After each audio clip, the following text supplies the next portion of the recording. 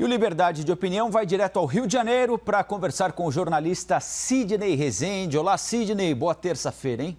Olá, bom dia, Colombo, bom dia a todo mundo. Bom, Sidney, nosso primeiro assunto é o seguinte. Após reunião entre o presidente Jair Bolsonaro e o ministro Paulo Guedes, ontem o governo decidiu pôr o pé no freio, adiar o lançamento daquilo que convencionou-se chamar de mega pacote de medidas econômicas e estruturais. O anúncio estava previsto para hoje, né? O planejamento envolvia a elaboração e execução de um novo programa assistencial para substituir o Bolsa Família, obras públicas, sugestões para não deixar o orçamento totalmente engessado. Agora, depois desse adiamento, o anúncio não tem data definida. O ministro Paulo Guedes voltou com os pedidos do presidente Jair Bolsonaro, vai ter que reelaborar aquilo que tinha sido programado, conversar melhor com o Congresso Nacional, que parece ser uma demanda do presidente também. Como é que você avalia esse adiamento de um anúncio tão importante 24 horas antes do anúncio acontecer, hein, Sidney?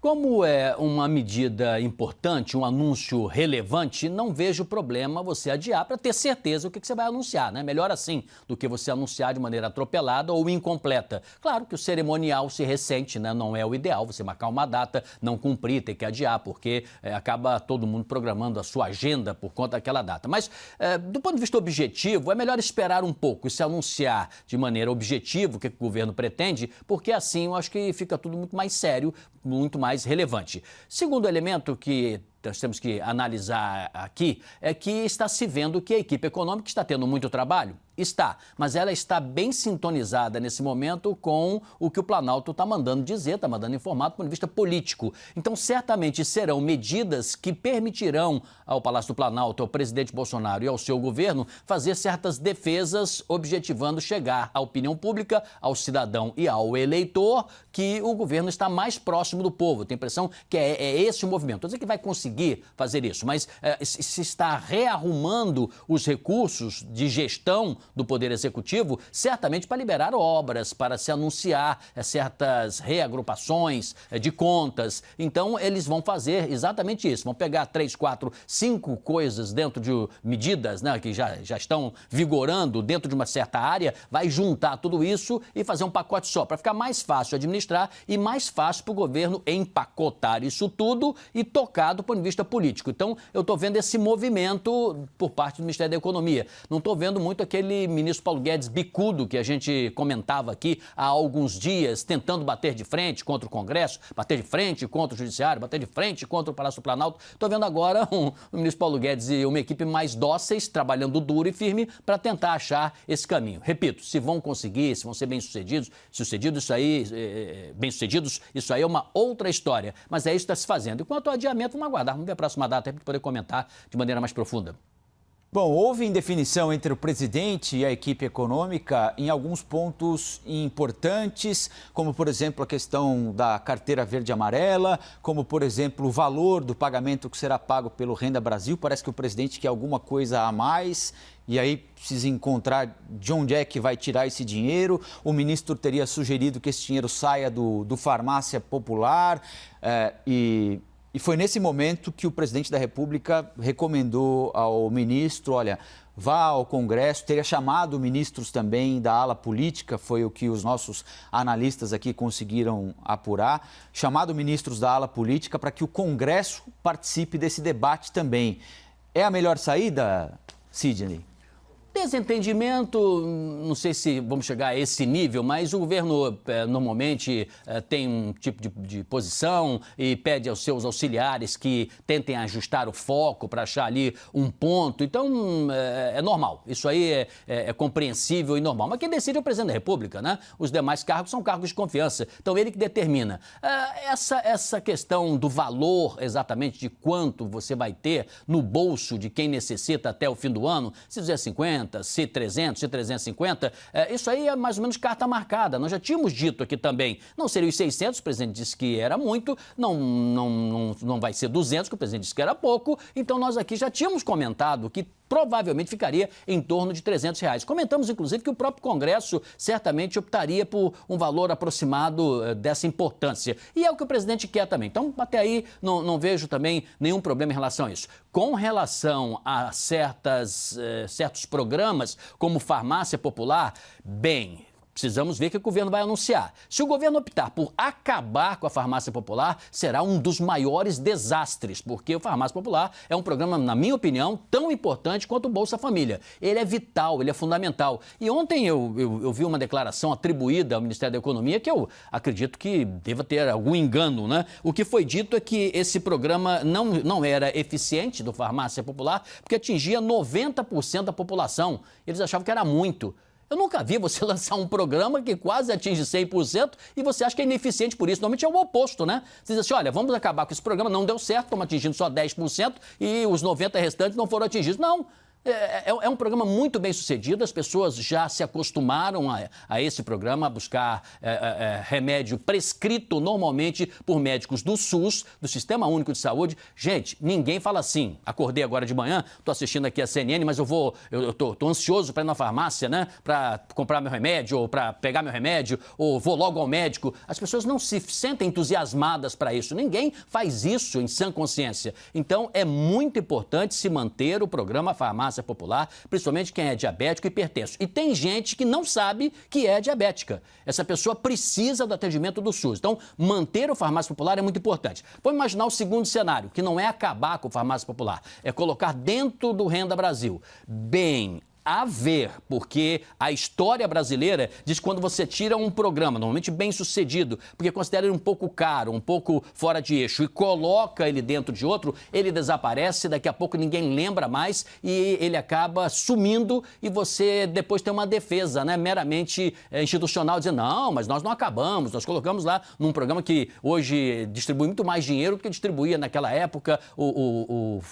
Bolsa Família. Então, me preocupa muito, os médicos deveriam reagir a isso. O Farmácia Popular é um programa fundamental, muito importante. E tem que ser para todos, sim. Não tem que ser somente para os mais necessitados ou os menos necessitados. Nós optamos por um sistema único de saúde, que hoje é invejado no mundo. Nos Estados Unidos mesmo, eles dizem, com todos os problemas que tem o SUS brasileiro, se nós tivéssemos um SUS aqui nos Estados Unidos, certamente menos pessoas teriam sofrido com o coronavírus. Ora, e você chega e vai jogar fora esse sistema na lata de lixo? Me preocupa isso.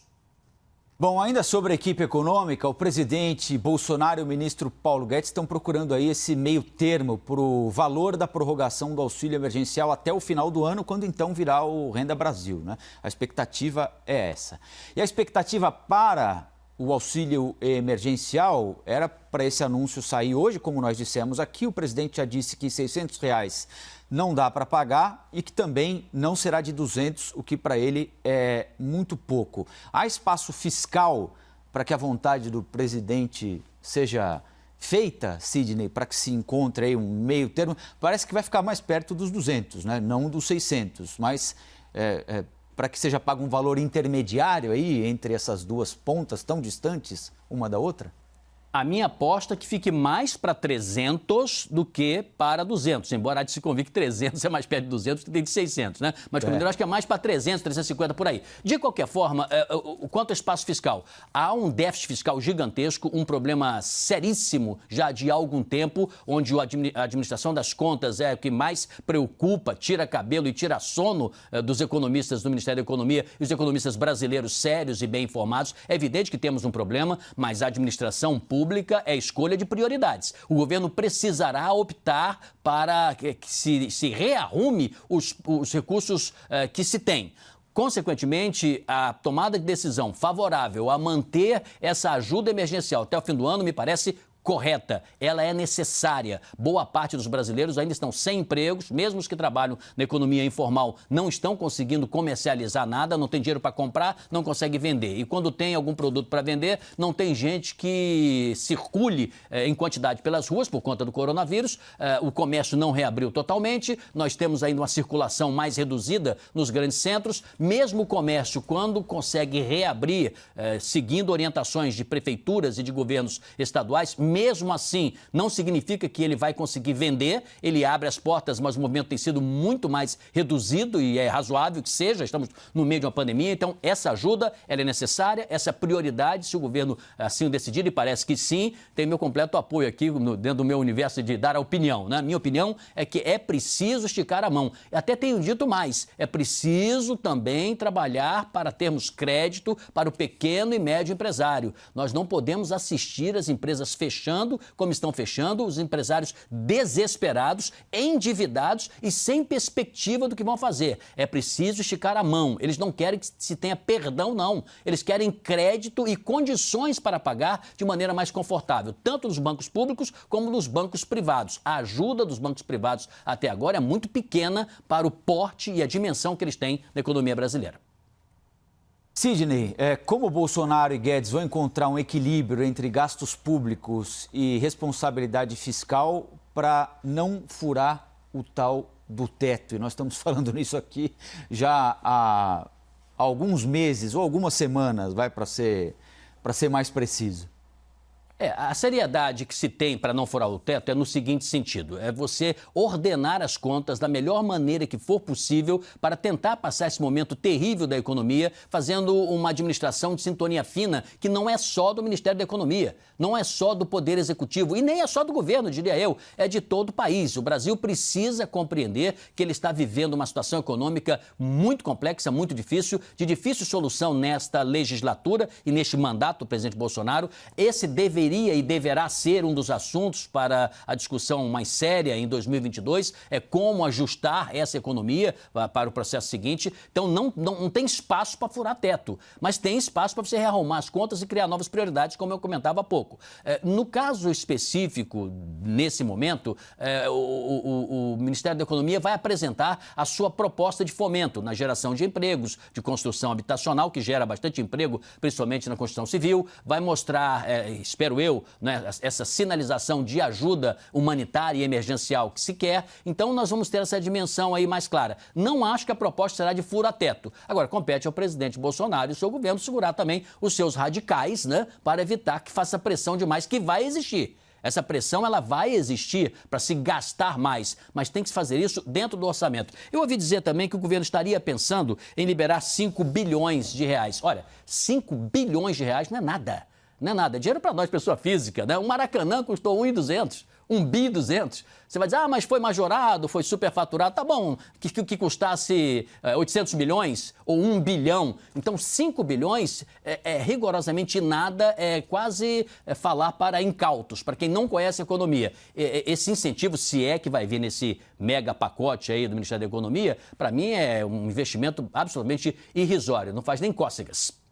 Aliás, você falou em Maracanã aí, Sidney, e me lembrou aqui que na sexta-feira eu fui cobrado por um colega nosso de Campinas. Quando você falou do aniversário do Vasco da Gama, ele disse o seguinte: a Ponte Preta é do dia 11 de agosto de 1900 e desde sua fundação tinha como diretor um negro, Benedito Aranha, e um jogador, Miguel do Carmo. Miguel fez parte do primeiro time da Ponte e o apelido de Macaca vem, inclusive, por uma conotação racista imposta ao clube. Então, ele lembra aqui que, além do Vasco da Gama, a Ponte Preta teve esse papel fundamental na introdução dos negros no futebol brasileiro. Só para pontuar aqui, sei que está completamente bem fora lembrado do quadro, mas eu queria lembrar porque ele me corrigiu na sexta. Bom, agora vamos a um assunto candente aqui, Sidney. O ministro das Comunicações, Fábio Faria, publicou em suas redes sociais que a fase paz e amor do presidente Jair Bolsonaro não acabou. Por outro lado, Bolsonaro, nos últimos 2 dias, acabou envolvido em polêmicas com a imprensa. Em um evento no Palácio do Planalto sobre combate à pandemia da Covid, Jair Bolsonaro, mais uma vez, atacou os jornalistas, depois de dizer no fim de semana que tinha vontade de agredir um repórter do jornal O Globo. Sidney, essa suposta fase paz e amor do presidente Jair Bolsonaro, se é que existiu, terminou? Foi algo pontual? Ele estava num momento ruim entre o domingo e a segunda-feira? Como é que você avalia essas últimas 48 horas aí do presidente da República? Aqui no Liberdade de Opinião, certa vez me foi indagado o seguinte: o presidente vai voltar paz e amor, vai voltar tranquilo, já que está obtendo bons resultados junto à opinião pública, o governo estava naquela fase mais tranquila, ou será que ele vai voltar fazendo as suas? E o que eu dizia? Basta você pegar lá o videotape que você vai ver, o VT. O que eu dizia? Não se pode mudar o DNA das pessoas. Ele vai voltar e ele vai praticar os mesmos comportamentos, as mesmas atitudes, as mesmas ações. Ele é assim. Em 2014, para vocês terem uma ideia, essa história me parece uma das mais terríveis, né? Em 2014, a família do ex-deputado Rubens Paiva, desaparecido, e somente 40 anos depois é que se teve informação mais precisa o que aconteceu com ele, ele simplesmente desapareceu, né? Ele contestava o regime, lutava pela democracia naquela época em que ele não foi mais achado. A Câmara dos Deputados fez uma homenagem e inauguraram ali um busto em homenagem a Rubens Paiva. Estava toda a família dele, a mulher dele, os filhos, os netos, e foi um momento muito emocionante. As pessoas faziam um discurso em memória a Rubens Paiva. Eis que aparece o deputado Jair Bolsonaro, que sai do gabinete dele aos gritos e ele diz: Rubens Paiva teve o que mereceu, comunista desgraçado, vagabundo, e cuspiu no busto. Cuspiu no busto, onde a família estava nos momentos de contrição, de tristeza, entre lágrimas e emoção. Então, este comportamento dele é mais um entre tantos, quando ele manda o jornalista calar a boca, quando ele diz que vai dar um soco no outro, quando ele ataca outros jornalistas e dizem que são mentirosos, ou como ele disse ontem, né, desqualificando todos os profissionais. Esse tipo de atitude é inaceitável, é uma atitude que deve ser absolutamente condenada por todos. O presidente tem que manter equilíbrio emocional, ele tem que ter uma postura inspiradora. Repare que se eu perguntar aqui para quem está nos assistindo, quais os presidentes aí que você conhece no mundo, né, que você acha que são inspiradores, certamente nós teremos a citação de Mandela na África do Sul, vai se falar de Abraham Lincoln, que conseguiu em meio a uma guerra, né, civil nos Estados Unidos, sei lá, alguém vai falar de George Washington, porque criou as fundações para os Estados Unidos, que mais tarde se transformaram numa grande potência mundial, e vários outros exemplos. Alguém pode falar de Juscelino Kubitschek, porque conseguiu, naquele momento, tantas vitórias e levou, ainda que com percalços, né, a capital do Rio de Janeiro para o centro do Brasil. Enfim, você vai certamente lembrar presidentes inspiradores. Então, a função da presidência, a liturgia do cargo, a relevância, ela exige que você segure, que você se controle, que você administre os seus instintos, porque você se torna um exemplo muito importante. E o que aconteceu? Já tem gente dizendo que tem que bater em jornalista mesmo, tem que fazer isso, tem que fazer aquilo. Quer dizer, nós vamos chegar aonde com a violência física, com a truculência, com a falta de respeito, com a falta de educação? Qual é o exemplo? O senhor e a senhora que estão em casa agora me assistindo, será que foi isso que vocês ensinaram para os seus filhos quando eles eram pequenos? Você acha que isso está certo? Não, isso não está certo. Agora, o que é que você acha que isso poderia convencê-lo a mudar, mesmo que momentaneamente, de forma calculada, Sidney? Afinal de contas, ele foi eleito assim, né? Ninguém pode se dizer surpreso com o tipo de vocabulário que o presidente usa, com um tom mais raivoso em determinada declaração, né? Ele foi eleito e foi aceito pela população assim, repito, não houve uma surpresa a partir do dia 1º de janeiro do ano passado. O que é que o faria mudar de comportamento? E foi um comportamento vencedor do ponto de vista eleitoral. Daquilo que ele entende como o objetivo a ser atingido, ele foi bem sucedido, né? Agindo assim.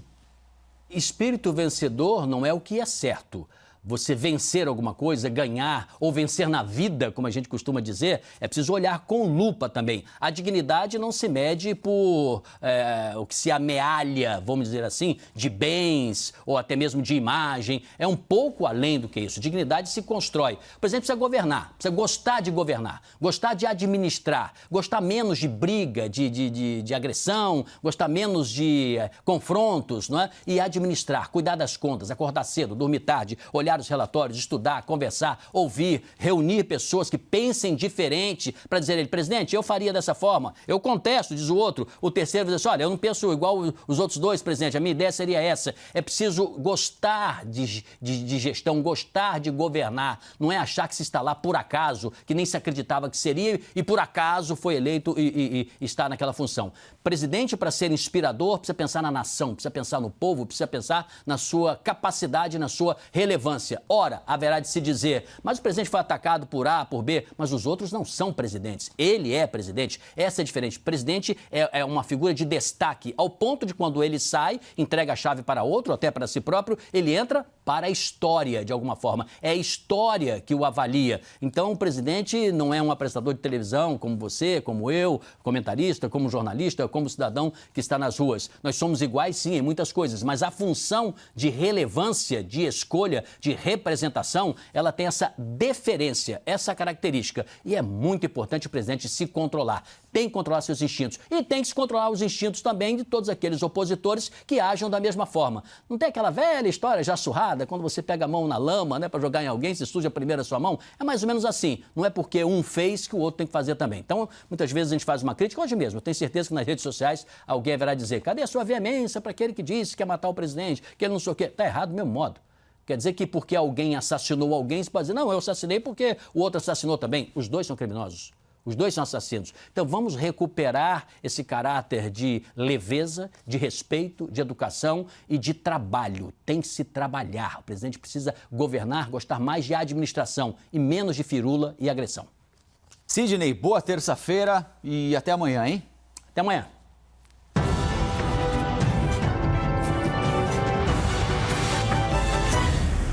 As opiniões emitidas pelos comentaristas do quadro não refletem necessariamente a posição da CNN.